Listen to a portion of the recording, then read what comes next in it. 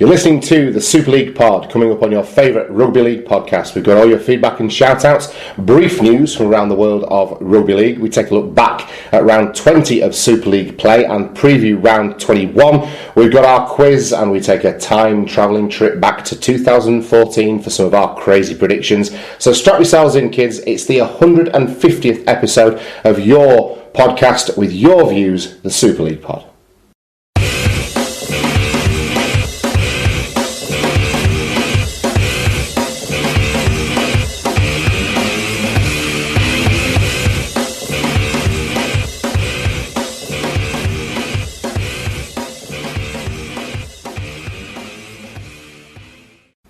Okay, hello everyone and welcome along to the Super League Pod. It's our 150th episode of your favourite Rugby League podcast. Mark, congratulations.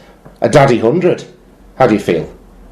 Yeah, I mean, I'm surprised that we're still around, to be honest. Did you think we'd ever make it to 150? Like we said this at 100, did you think we'd make it to 100? I felt when we made it to 100, I thought we'd make it to 150, but when we made it to 5, I never thought we'd make it to 150. Yeah, there you go. If I'm honest. This is, it's quite something, and it's, if anything, we need to pay tribute to the listeners that not make us carry on, but give us, you know, the impetus to carry on with this little community that we've created and this little show that we love to do. Well, it wouldn't exist Precisely. without them. We still might speak to each other about rugby league on a weekly basis, but this wouldn't be in this style and format, and we certainly wouldn't have as much fun whilst we do it. I wouldn't have thought. Far from it. So just thanks from us both, formally and continually. In fact, I don't know what I'm on about now. Just thank you for listening to the show And sharing it. And yeah. It's the 150th episode. Is that a good chance for one of those little recaps of who we are for like anyone new getting on board and anyone listening to share it with new people? It's a good segue into the show. Yeah, absolutely. Well, explain yourself. Who are you? Well, I'm Mark and I'm a Wigan Warriors fan, but don't turn off just yet. Whilst I am obviously biased, like all fans are, I try and be even-handed. And I'm a season ticket holder, a home and away traveller, but not to France. Not nothing against France, just, you know, cost and that. Some of your best friends are French.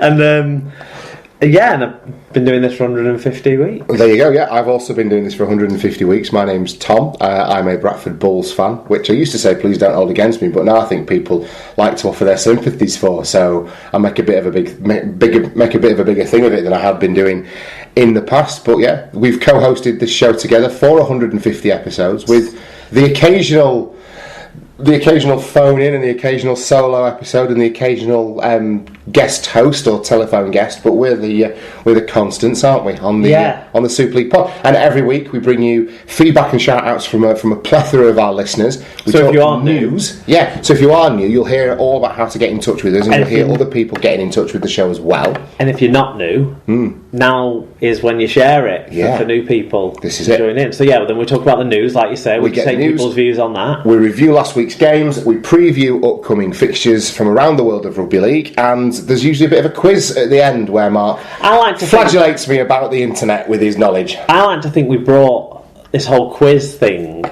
back into play, because now you see it all over, like Serious About RL keep doing them, Total RL website does them, but I think we I don't recall it before you started doing it, mate. Right at the start of the year. I think we started this trivia train. I think we did, absolutely. Other people just steal our ideas, don't they? So it's like, I'm sure Revel Roulette was my mate's idea. Revel Roulette? What is that with the actual with Revels? Yeah, it's not something because no one likes all of the Revels. Oh, I do. I have favourites, but I don't have one I dislike. Oh, right. I even like the raisin ones. And the coffee ones. Yeah, I'm alright with coffee chocolate. Well, I'd be brilliant at raisin roulette. You just took my story away from me then. No, carry on, but tell us what it is. Well, why don't we talk about epilator roulette then instead, which will live in infamy amongst our circle of friends one drunken evening where we played. What do we get? We got a deck of cards and an epilator, which for the uninitiated is probably the most horrendously painful hair removal method known to man. I bet waxing's worse, but I don't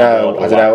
It doesn't make the epilator makes quite a horrible noise as well, though, doesn't it? Whereas waxing is a bit more of a silent assassin. But basically, one pissed up evening, sat around my old house, we got a deck of cards out and started showing each other high or lower cards, and the loser ended up having to have part of their body epilated, which progressed into what you might imagine to be quite painful and well-documented video footage of us all playing a spot of epilator roulette. So this is the kind of person that you're listening to if you're a new listener.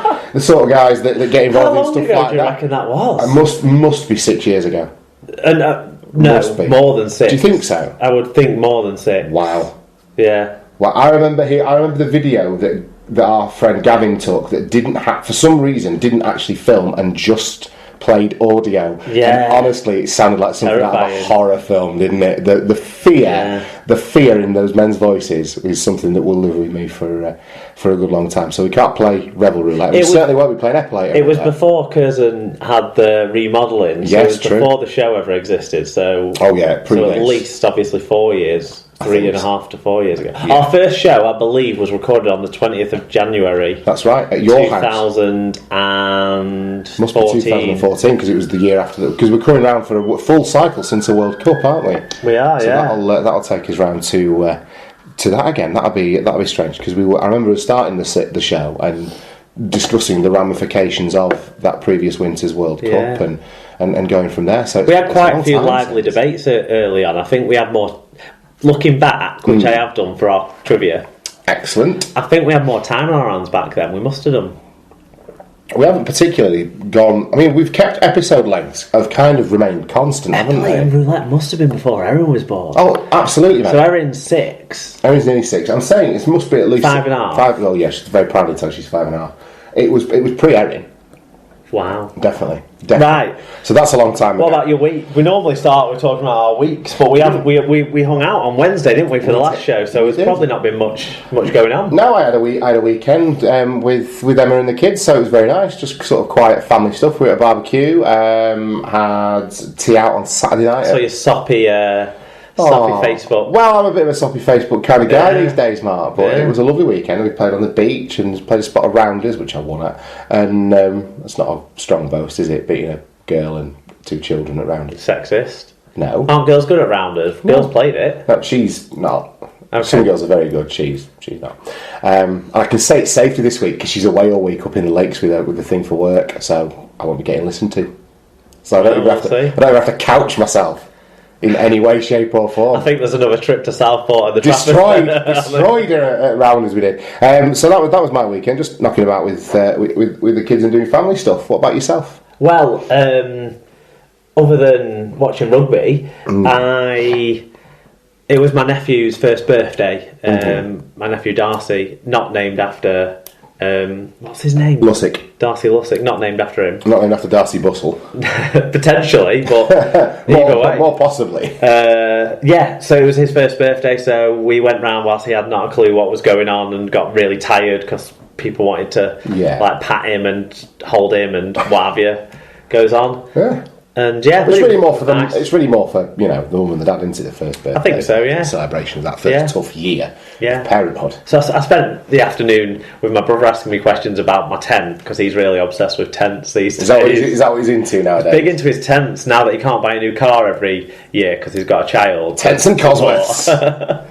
There you go. That was my weekend. Well, there you go. That's it. Okay, so that's us caught up. Who's been getting in touch with us this week, Mark? We start with Mark Butler, at Mark Butler 1978. He said, this is in reference to last week's show.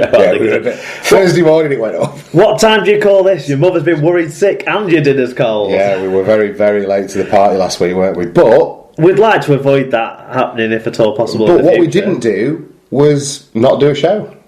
We could have bailed. But I'd done like 2 hours prep work for the show before you sent me the distress call. Exactly on Monday morning. So we figured it out together. I feel like it's more your fault for booking Radiohead concerts on a Tuesday night when you know that Tuesday's our fallback night. If I can't, I would start slagging you off for all the shows that you've made us move. I'm going to ask us to put a show on Sunday next week for me going on holiday. So yeah, that should be fine. Yeah, you might have to come to Cleveland's, but yeah.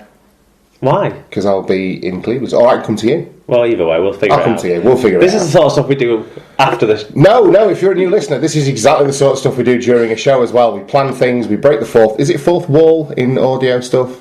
I don't know what it is. Anyway, we do a lot of this shit, really. Lee Whitnell at L Whitnell got in touch. He said, "This ep, Mark reveals another pet hate, but would he rather get rubbed down by Theresa May or spend 15 minutes in an aviary with Boris Johnson?" I would take the 15 minutes in an aviary with Boris Johnson, although that's because I don't have a big problem with birds.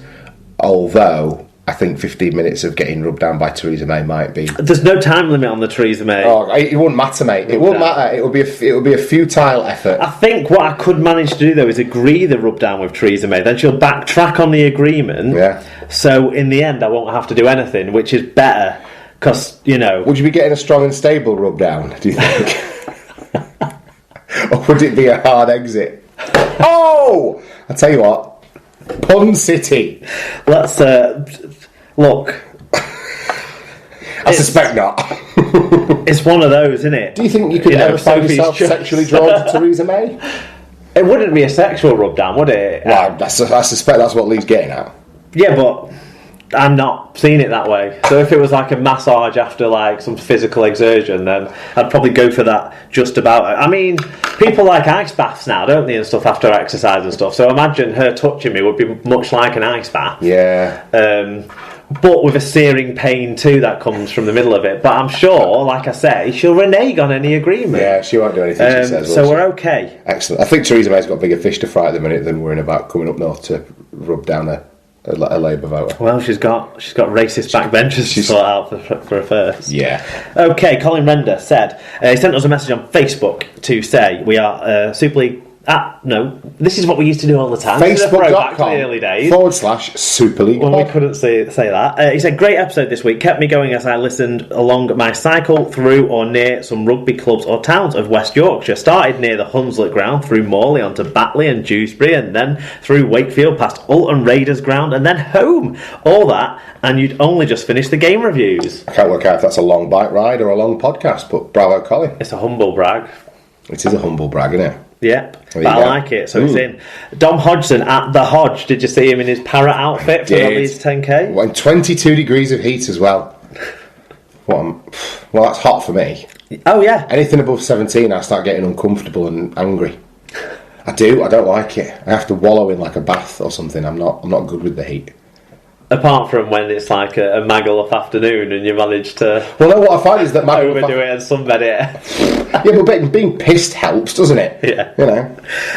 Anyway, he said, now then, lads, this show is helping me recover on a hangover train from Bristol to Leeds. Fantastic. What's a hungover train? Well, he's obviously on a hungover train. He's obviously got a hangover from a night out in Bristol. I would suggest he's either been there with work or he'd been gigging, and he was on the train home, and he had a few sherbets that night. He also said, defo up for a rugby golf meet-up. Be nice to do a meet-up that wasn't interrupted by a rugby match in the middle.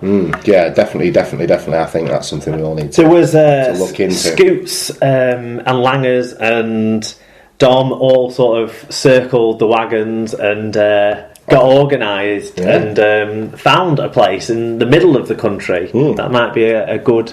Was that Surrey Bridge? Yeah, as long as I don't have to organise it, Tom. Yeah, then we're up for that. Yeah, absolutely. And I think our listeners know my organisational skills, so I'm keen to be involved. It's not happening. No, I'm kidding. Listen, there's nothing to say that someone in the Super League pod listenership can't set the ball rolling. You and I are definitely up for it. So if you feel like this might be your calling, then and your way of contributing to the zeitgeist of the Super League pod, then who are Mark and I to stand in your way?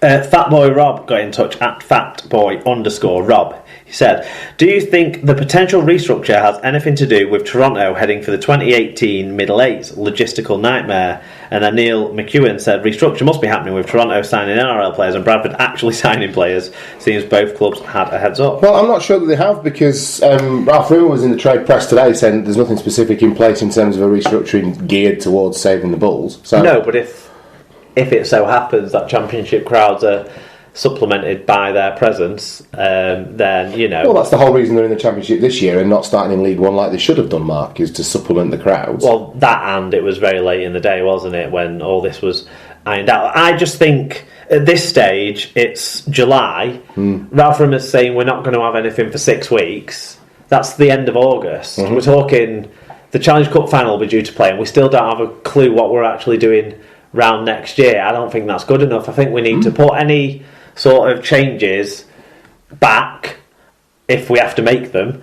Run with the scheduling this year. I think run with this year's format for next year. I